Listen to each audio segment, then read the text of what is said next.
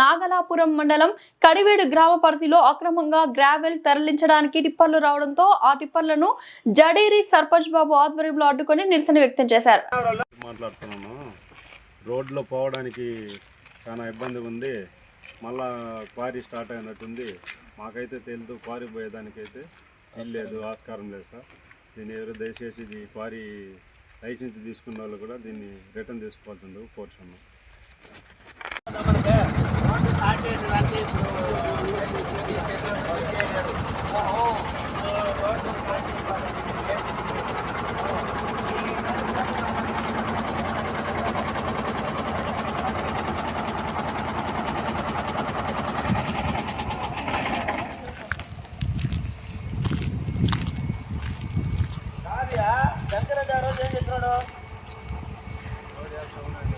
Road వేస్తామన్నాడు.